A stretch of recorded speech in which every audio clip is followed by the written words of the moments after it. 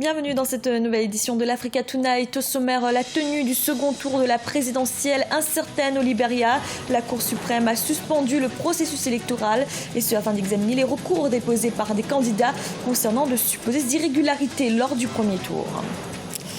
Les leaders traditionnels africains veulent déposer plainte en France, une plainte contre les ONG Sherpa et Transparency International pour acharnement contre des dirigeants africains dans l'affaire des biens mal acquis. Nous en parlerons avec Sa Majesté Jean-Gervais Tchifizié, secrétaire général du Forum des rois, sultans et chefs traditionnels africains. Et le gouvernement algérien annonce une hausse de la production de pétrole et de gaz pour 2018, une amélioration du retour de la croissance de l'activité du secteur des hydrocarbures.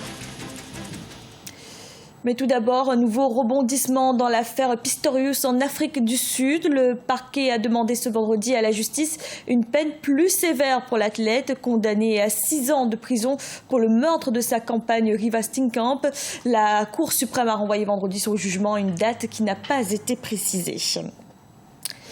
Au Libéria, la Cour suprême a suspendu le processus électoral. La juridiction va se pencher sur le recours déposé par Charles Brumskine, candidat arrivé 3e lors du premier tour. Le président de l'Union africaine, Alpha Condé, et le président en exercice de la CEDEAO, Faure Gnassingbé, ont appelé la classe politique au calme. Sharon Camara.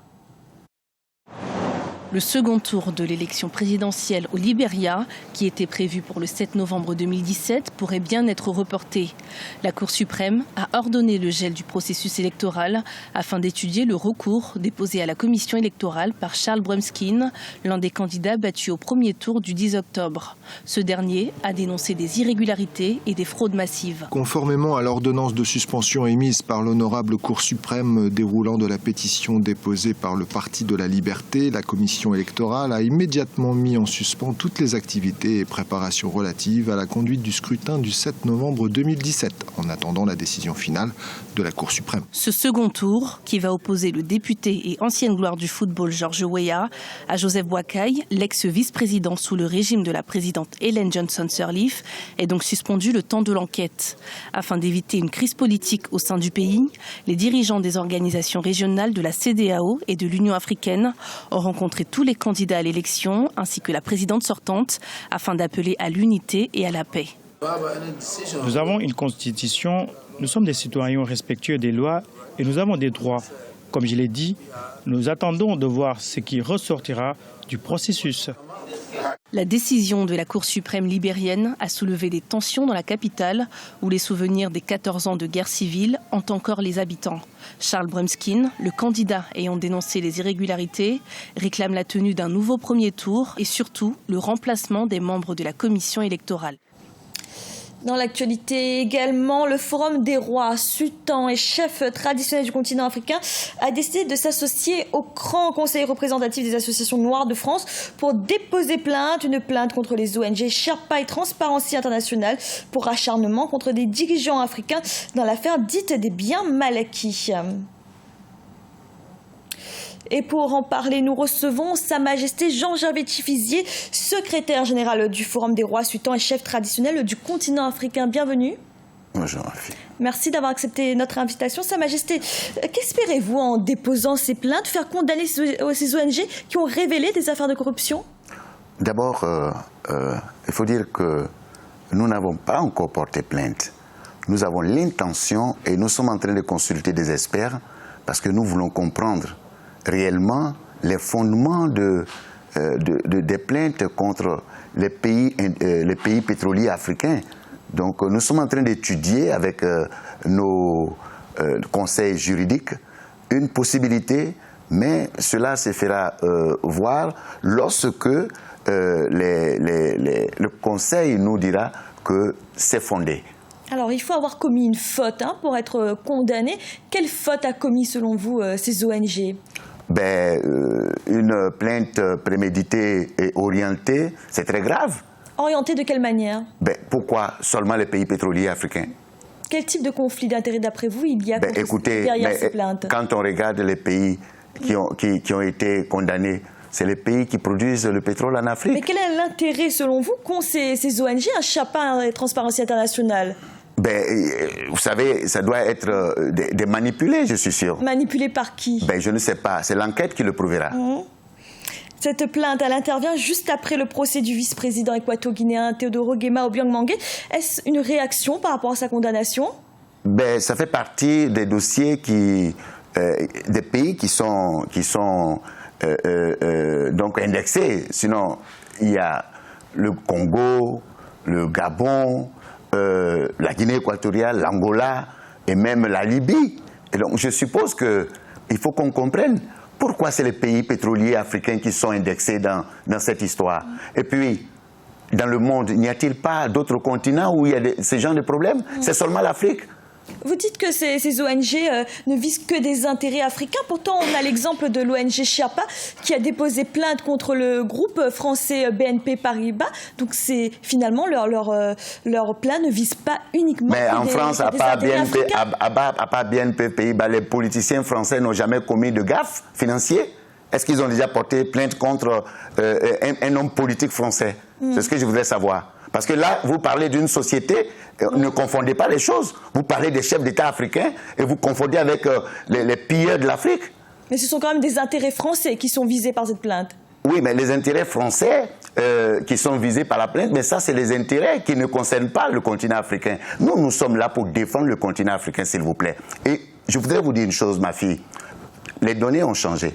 Nous, désormais, nous existons en Afrique. C'est parce que hier, les rois et chefs n'étaient pas reconnus par les constitutions africaines. C'est pour cela que vous ne nous attendez pas. Mais vous allez nous attendre de temps en temps, quand vous allez déraper. Parce que le continent africain n'est pas un champ d'essai d'armes.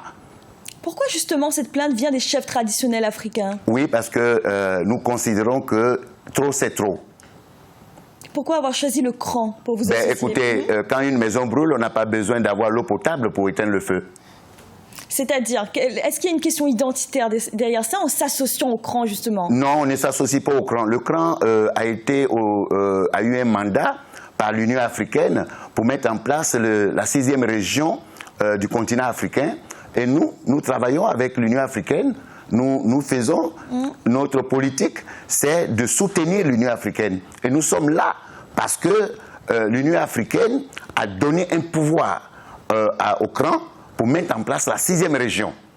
Est-ce que finalement, avec cette plainte contre ces ONG qui dénoncent des détournements de fonds publics, des affaires de corruption, vous ne défendez pas plus les chefs d'État africains que les peuples africains? Mais écoutez, les chefs d'État africains ont été votés selon vos démocraties.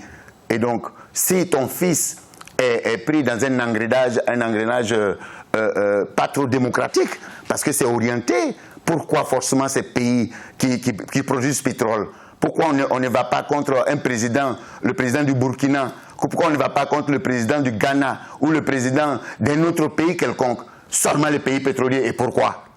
Pourquoi? Sa Majesté Jean-Gervais Tchifizier, merci d'avoir répondu à nos questions. Merci.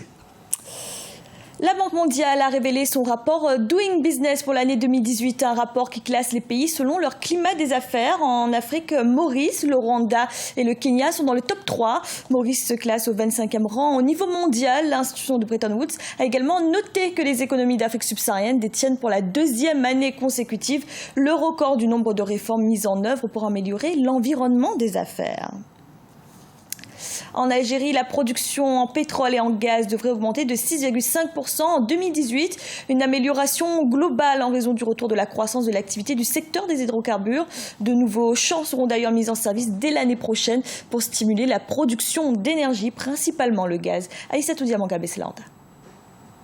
En Algérie, la production en pétrole et en gaz devrait augmenter de 6,5% en 2018, après une baisse de 2,7% prévue cette année 2017, selon le ministère algérien de l'énergie.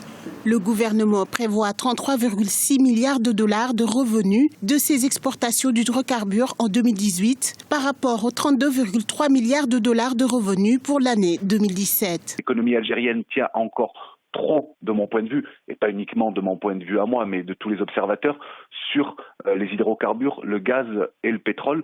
Donc c'est une augmentation qui est de bon augure parce que ce secteur se porte bien et c'est une bonne chose puisque le budget de l'État algérien dépend en grande partie des hydrocarbures qui sont essentiels dans la balance économique de l'État algérien. Des investissements de 100 milliards de dollars durant la période 2016-2020 ont été prévus par l'État algérien pour augmenter les recettes du secteur.